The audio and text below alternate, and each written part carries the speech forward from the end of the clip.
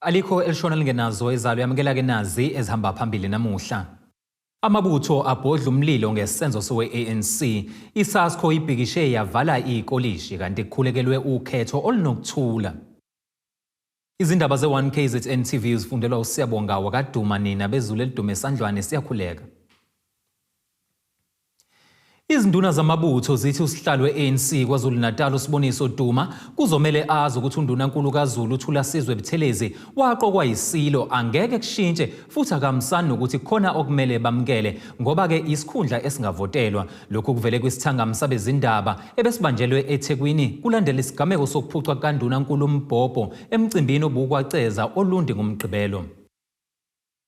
Lusalokhu undaba mlonyeni udaba lesigameko esenzeke kwaceza ngomgqibelo sokuphuca kandunankulu kaZulu umfundisi uButhelezi uMbhobho emcimbini wokubungaza isilusa soSuthu inkosi King Dinizulu owawumcimbi wawuhlelo uhulumeni. Izinduna zamabutho kwisithangami sabezindaba siveze ukuthi kwangafanele senzeke lesi sigameko. Lesi sehle senzeke lapha ya okwenza ukuthi thina sibe la ukuzobabaza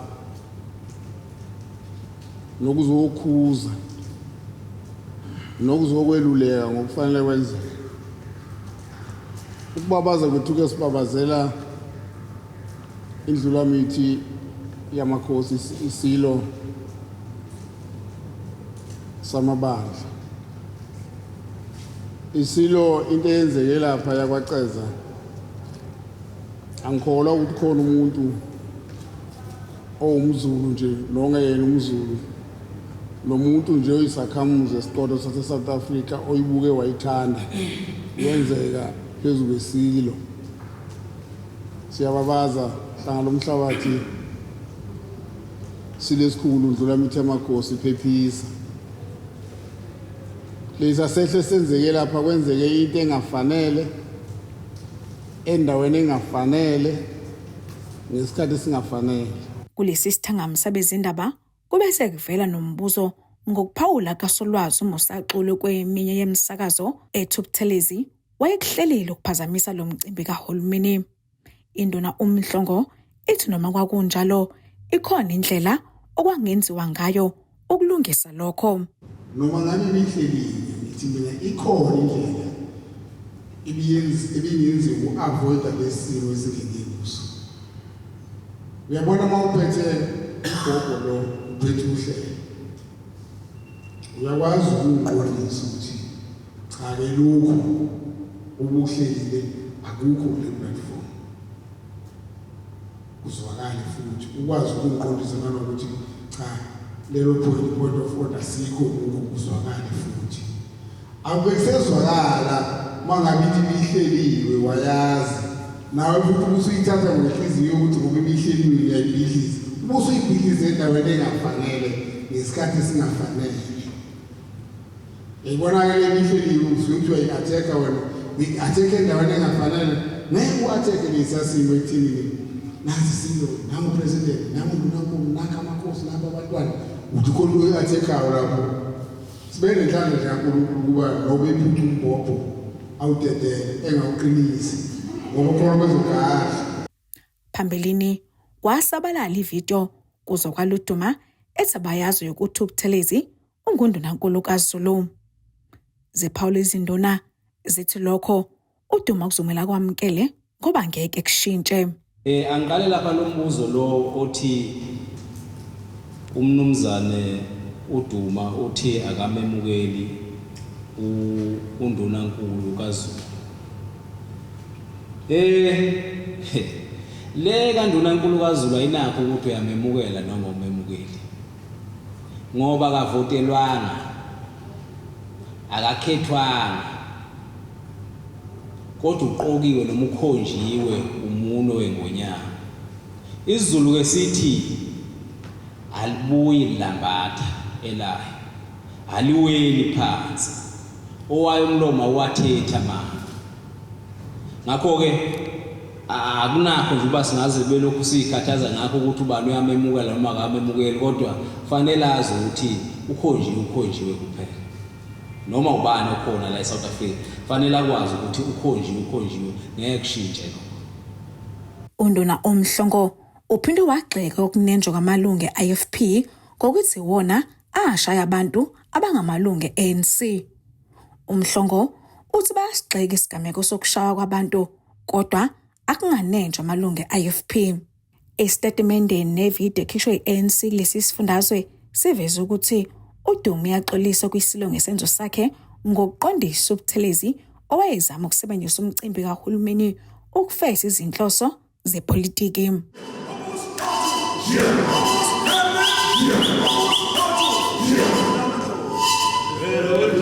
Kuteboho Sibisi wezindaba ze-1KZNTV kuChannel 261 ngiseThekwini.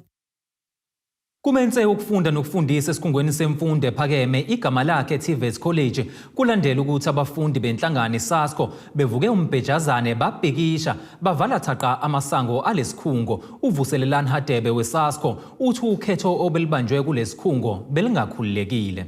Kuphazamisekile ukufunda nokufundisa esikhungweni semfundo ephakeme Egamalakhe Tvet College esoguno seningizimu nesifundazwe.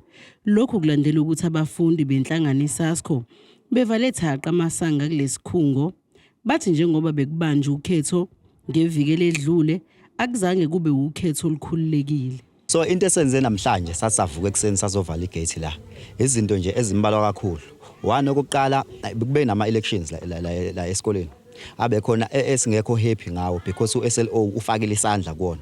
Ekubeni uSLO engahlangene nendaba zama elections ku-IEB ohlangene nendaba zama elections. Wafaka isandla ngawo kuba ubeseze asebenze atshela ama student ukuthi fanele avotele bani. Fanele ama student enzeni. Okusho ukuthi ilungelo labafundi lapho ulilimazile. 2, into esiphatha kabe ukuthi sibabhalele ama dispute lesikoleni ucampus manager kanje noSLO and then doesn't respond to us. Sekuphela isikhathi eside nya manje bengabuyeli kuthini. Abasho lutho bathulile kunakuloko bayaqhubeka neprocess yama candidates ye-induction baphinde bayaqhubeka nokwenza amaphathi lesikoleni izinto zabade bevele bezozenza for uclose ukuvalwa kwesikole. 3, into esiphatha kabe as a candidate of SASCO ukuthi la ecampusini every time when we are raising our point thina as SASCO le campusini ama point ethu abawanaki. Sekuphela iminyaka emithathu kulesikhungu kunqoba iEFF Student Command kanti uHadebe ube esesola isandla semfene ngokunqoba kwayo. Sesibonile ukuthi uSASCO ave uhlulwa ngobuhlulwa kuma elections but uhlulwa because le campusini banabantu ababachuzayo bahambisana nama organization athize ukuthi bafuna kuphatha obani disiye ukuze kuphatha obani disiye ukuze bakwazi ukufesa bona inhloso zabo. Omunye umfundi yena usola ihhovisi lokulekelela abafundi. I-student liaison officer engumisingesi kade efakile isandla during i-process yama-elections. Number 1, OIB supposed to be i-voting station ivule ngo-8 but ivule ngo-12. Number 2, ama-candidates awu-2 elilodwa from iSASCO elilodwa from iSadesmo bekuthiwa baqualify for ama-SRC elections but ku-ballot papers baye baphume kanjani bangaqualify. Kulapho OIB asikhombisile ukuthi bengekho prepared ngomsebenzi wakhe oyenza ngaphakathi. Iqhuba ukhala ngezibalo zabantu abavotile. Kuthiwa abafundi abavotile ba 1069 ecampusini.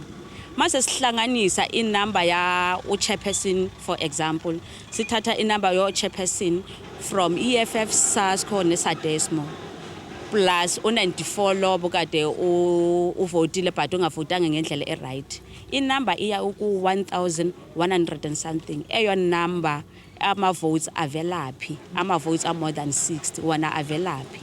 Imizamo yokuthola ukuphawula kwesikhungo ngalolu daba iphunzile. Imiyalezo bebethunyelelwa yona abazange bayiphendule. Lo mbiko benwethulelwe uZamando Sicele wezindaba ze-1KZNTV ngisesayidi. Umasipala wesifunda iKing Cetshwayo enyakatho nesifundazwe eKwaZulu-Natal usingathe umkhuleko ukukhulekela ukuthula noxolo njengoba kubhekwe okhethweni likazwelonke phakathi ke kwezinye zezinto eziphinde ezakhulekelwa ukuguquguquka kwesimo sezulu izingozi zomgwaqo kanye nokunye okuningi. Amahlelo wamabandla ahlukene namalunga omphakathi asuka ngaphansi komasipala wesifunda iKing Cetshwayo abe ingxenye yomkhuleko waminyaka yonke ebubanjelwe eGonondwane, eMfolozi nobususingathwa okwesithathu kulonyaka. Imeya lomasipala uThami Ntuli uthi lo mkhuleko uyaye wenziwe ukukhulekela izimo ezibhekene nezwe kanti njengoba kulonyaka kuzoba nokhetho nalalisalanga ngaphandle kwizinto ezizokhulekelwa. Sikhulekela ingozi ejwayele ukuba khona, sikhulekela nje izimo ezibhekene nemindeni yonke, kodwa kulokho ngoba kuzoba nanokhetho sithena emkhulekweni wethu eqhulwini sifisa ukukhulekela ukhetho olunokuthula ukuze abantu ngabibikho abantu abazolimala ngenxa yokuthi intando yeningi isinikeze ithuba lokuba sikhethe. Sizobonga uNkulunkulu ke nabantu bakhe nangempumelelo nangemsebenzi esiyenzakele. Kodwa futhi sikhulekela nethemba ukuba abantu babuyelwe yithemba lokuphila, babuyelwe yithemba ngekusasa, ukuba isimo ababhekene naso nenselelo namhlanje uNkulunkulu uyaliveza njalo ithuba ukube bakwazi ukulungisa lezo nkingiso ezikhona. uNtuli uphinde wagxeka kakhulu isigameko esenzeke emcimbini wokuhlonipha isilo uDinizulu nalapho kubonakala khona umholo ANC ephuca uNduna kaZulu uMpopo. Ngaliphawula kakhulu lolu daba lolu, ngibona isigameko la khona umhlonishwa uNgqongqoshe wezokuthutha umnotho la esifundazweni umhlonishwa uDuma enza lesa senzo sokuhlwitha umbhobho kuNduna kaZulu phambi kwesilo naphambi kamongameli wezwe. Ngasiphawula impela ukuthi isigameko esingasifanele neze. Ngisho ukuthi asisodwa nje asikho phambi kwabantu abadala, ikakhulukazi isihlalo lesiyana sikaNduna kaZulu esikhonjwe isilo sifuna ukuhlonishwa. Kanjalo nabe beyingxenye lomkhuleko bazokelisa ukuthakasela kakhulu, bakholwa nokuthi uzoletha ukuthula nozinzo emphakathini. Kubalulekile umkhuleko ngoba umkhuleko uyasisiza njengamanje singene engozini engabe izwe lonke liyababaza, kodwa ngoba uNkulunkulu wayekhona izwe alibabazanga kakhulu. uNkulunkulu uyasiza kumuntu omthanda uNkulunkulu ngezikhathi zonke, njengamanje ngoba sihamba siyokhethweni ziningi izinto bezingavela endleleni, kuningi okungabavelela abanye ozakwethu, kodwa ngenxa kaNkulunkulu siyamethemba. Njengoba sila kulomkhuleko sicela uNkulunkulu namanje ukuthi akasilekelele izintweni zonke ezikhona emhlabeni wonke okuzokwenzeka khona izinto. Abefundisi abahlukene bashiyelana inkundla bekhulekela ukuthula. Ezindabeni 1KZNTV kubika uThabani Maphumulo eGonondwane eMfolozi. Ake sigwinyamathe sihlangabeze masibuye ezitolo.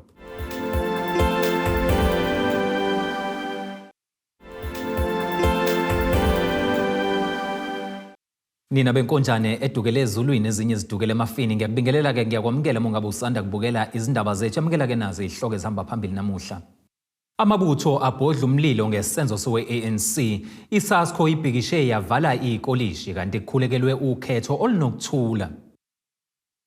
Ungqongqoshe omnyango wezokuhlaliswa kwabantu Sipho KK Nkosi uhambele umphakathi wase-Utrecht ngaphansi kukamasipala eMadlangeni lapho ke abezothula khona amatayitela kuWard 2, waphinde futhi wahlola nokuqhubeka komsebenzi wokwakhiwa kwezindlu kuWard 5. Ungqongqoshe uNkosi uphinde wagcizelela ukuba umphakathi uwaphathe kanjani amatayitela. Ungqongqoshe wezokuhlaliswa kwabantu Sipho KK Nkosi ube ukuthi baxoxisanile nomasipala ukubuhlelo kube kwakhelwa abantu baka Ward 5 izindlu njengoba umhlaba usubuyele kumasipala. Ufuna ukusho nje ukuthi sinenkinga kulo masipala wala ngoba umhlaba omningi ungamaplaza.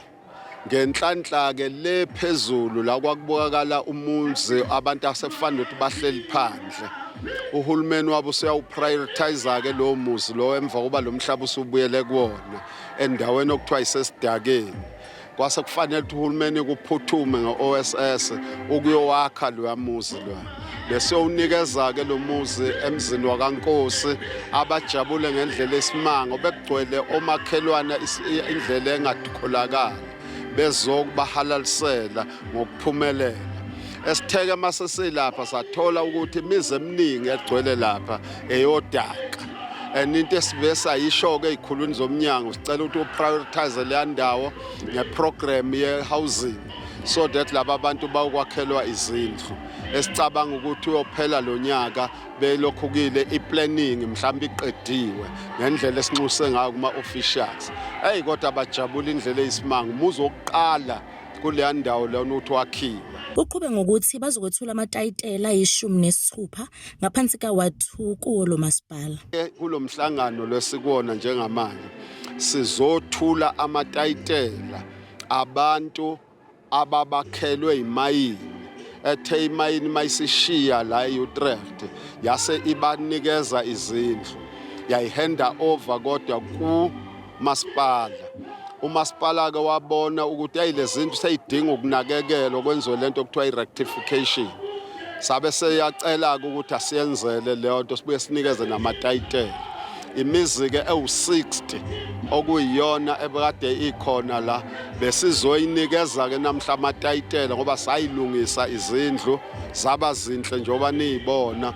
Emva kwalokho ke namhla sizokhipha amatayitela angama-60. Lokho okudle umnyango wezokuhlaswa kwabantu imali e1,500,000 ngoba nazi ukuthi ukwakhiwa kwezindlu nokukhishwa kwamatayitela umsebenzi kahulumeni eprovinsini umnyango wezokuhlaswa kwabantu. Itayitela ngalinyeke kubameli silikhokhela u25,000. Ubese veza ukuba bakhulumanisile nomphakathi ngendlela yokusetshenziswa kanye nokubaluleka kwamatayitela. Abantu sibatshelile la ukuthi itayitela funa lazi libaluleke ngento ezintathu. Okokuqala isiqiniseko ukuthi le ndlu le yabo nemndeni yabo. Okwesibili saveza ukuthi nomhlaba wakhiwa kubona owabo walo mhlaba. Okwesithathu ukuthi bangalisebenzisa njengesibambiso uma ngabe befuna ukuthola amathuba emisebenzi elokhuka noma kwenzani beboleke emabhenki ngawo kodwa benza isiqiniseko ukuthi bayakhokha uma bengakhokhi izodliwa. Sasithi phansi ke nokudayiswa kwezindlu kanye nokuqashisa ngoba izindlu eyakho wena onikiwe nemndeni yakho nezizukulwane eziyolandela. Sobekadladla ezindabeni ze1KZNTV e-Utrecht. Ziphelile izingqinamba zamanzi esikoleni samabanga aphansi inzuzo enhle primary lawa ke ngamazwi avezwe uthishanhloko uNomusa Ngcobo ngesikhathi kuvulwa ngokusemthethweni uhlelo lwamanzi ireservoir eyakhiwe umnyango wezamanzi nenhlanzeko kuzwelonke. uNgcobo uthi ke bekuba nzima uma kuhamba ugesi ngoba amanzi abehamba kuphazamiseke ukufunda nokufundisa. Lesikole ke esizinze eAzaliye Mgungundlovu sasingenela umncintiswano walomnyango wokuqwashisa ngamanzi saphumelela ke saze safinyelela kwisigaba sokumele sifundazwe saphinda saphuma phambili ezweni lonke. Injabulo isikole samabanga phansi inzuzo enhle ihlabana ngomnikelo wereservoir. Lesikole saphuma phambili kumncintiswano wokuqwashisa ngokubaluleka kwamanzi omnyango wezamanzi kanye nenhlanzeko kuzwelonke. I-department in a project okanye program nalapho si-create awareness kwi-communities nje zonke ukuthi asisave amanzi because South Africa is going through hard times kuba si-30th driest country in the world, so we don't have a luxury amanzi amaninzi, so the little we have to save it. Siyazi ukuthi kugotshwa kuselula, so that's why sisize ey'kolweni sisithi ama-participate kwi-projects that are school based.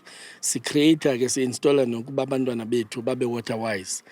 Ba-participate-ile ke abantwana kwi-project yethu in 2022 bawina kwi-provincial bamka bahamba bayi-Gauteng bafika bawina nase-Gauteng lapho bebe-participate kwi-poetry because in they are creating awareness using art forms, so bafika ke kwi-poetry babetha onke amaphondo baphuma number 1. Umtsha uthi lo mnikelo uza ngemumva kokuthi bafike babona izingqinamba ezibhekene nalesikole. So when we came back to award the school ngeprize abayifumene 20,000, we saw that there are challenges, so we needed to address those challenges. In the only way ke besingino address ngayo was to mobilize stakeholders in partnership so that we defeat the challenge by these stakeholders committing ukuthi zizakwenzani.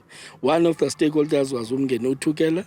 They committed ukuthi abekwe access le lapha yamanzi, so i-water storage tank was one of the commitments ezenziwa by Umngeni Uthukela. Uthishanhloko uthi lolu hlelo luzobalekelela kakhulu. Siyazi ukuthi ibhoholi iphampa ngogesi. Uma ngabe kuphela ugesi kuma konke ama toilet ingane zethu zu 1400 and something. So ke njengoba bas adopt aba Department of Water and Sanitation namanye ama stakeholders bas adopta baqhamuka ke ne suggestion abasemngeni yokuthi fanele basifakele I reservoir tank. I reservoir tank yona ke idonsa from a borehole.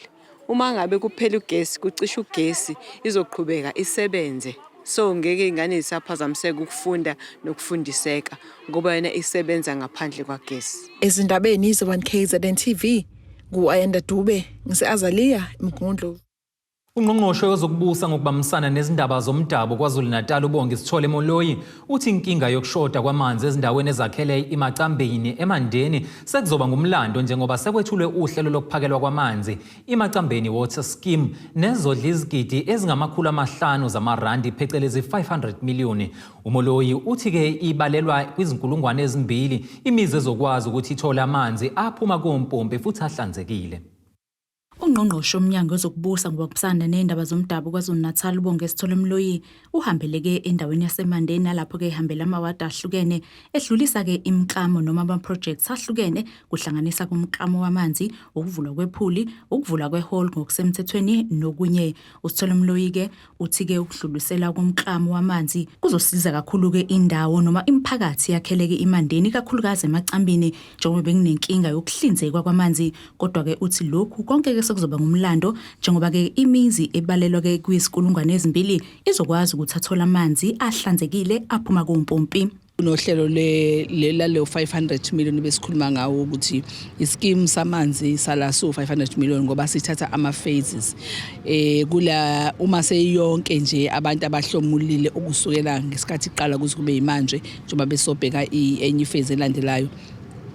Siyivula ngokusemthethweni ukuthi abantu abahlomulile about 2000 imizi hayi ema-individual imizi.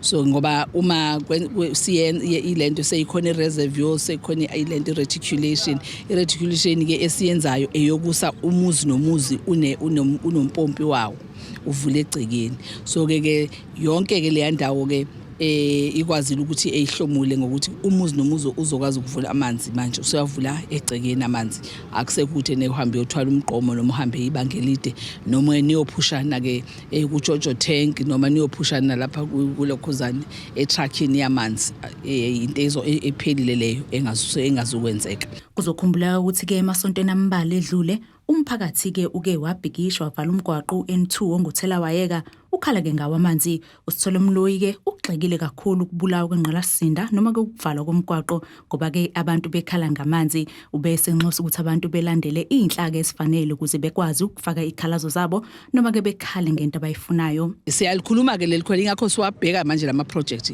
ngizowahambela wonke kwi-province ama project amanzi ngoba ngifuna ukubona yini levimba ukuthi amanzi angayi ebantwini. Imali ikhishiwe ngowa municipal infrastructure grant uma kuyi infrastructure yini leyo ukuze ngikwazi ukuthi masikhuluma no minister waka water and sanitation ukuthi ngenelela kulokhu ubheke nalokhu ukuthi ngathi ingqalasizinda ayenzekile kahle. So izinto ke lezi sobe sikhuluma ngazo ke nomphathiswa ubaba uMacingwane. Kodwa ke ngokwasegingindlovu ngicabanga ukuthi ke simkhulumisile abasebenzi bethu bahambile bayokhuluma namasipala ukuthi ke awuqinisekisa ukuthi abantu abavali imigaqo emikhulu uma kunenkinga. Kodwa futhi akusho ukuthi ema kunenkinga yamanzi manje u-freeway ungena kanjani.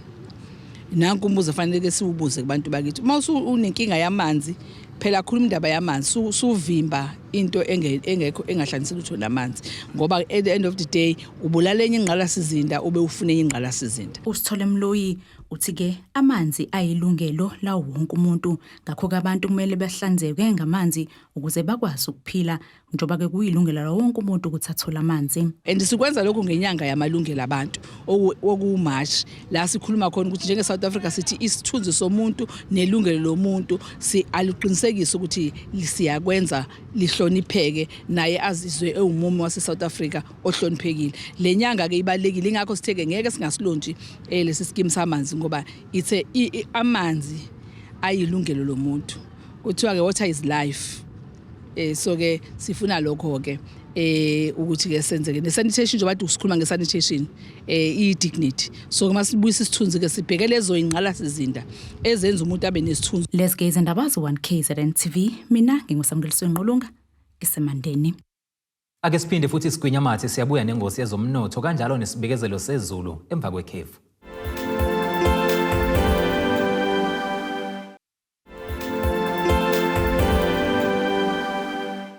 Siyakubingelela sokwamukela mongabe usanda kubukela izindaba zethu. Yamukela ke nazi izihloko ezihamba phambili namuhla. Amabutho abhodla umlilo ngesenzo sowe-ANC. ISASCO ibhikishe yavala ikolishi kanti kukhulekelwe ukhetho olunokuthula. Kuleli qophelo singena sijule kwingosi yezomnotho.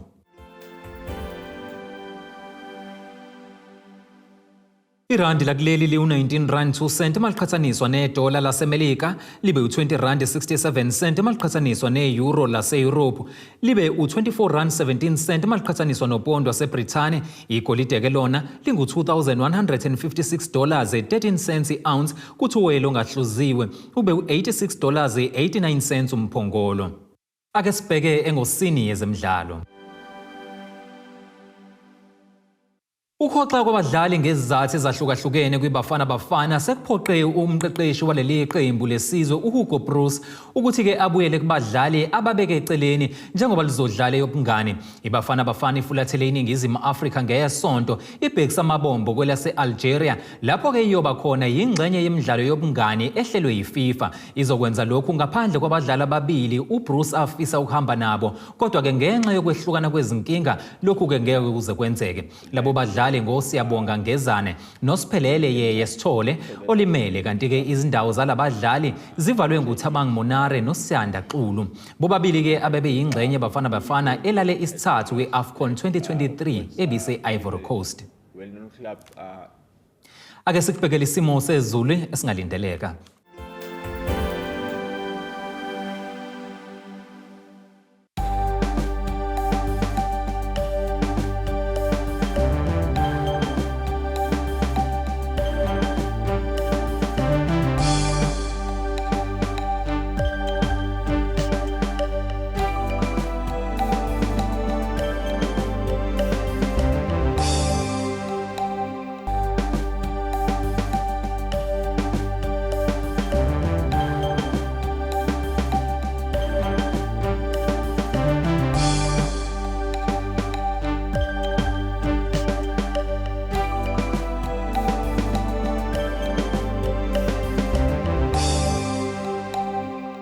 Zulomnyama ondlela zimhlophe ngeziguqise besiphathele zona namhlanje sihlangabeze futhi noma kanjani kusasa kanye nethimba. Abethuli bethu bezindaba baxhaswe iThulis Bayview Bridal. Ungabashayela kulezi zinombolo ezivelile.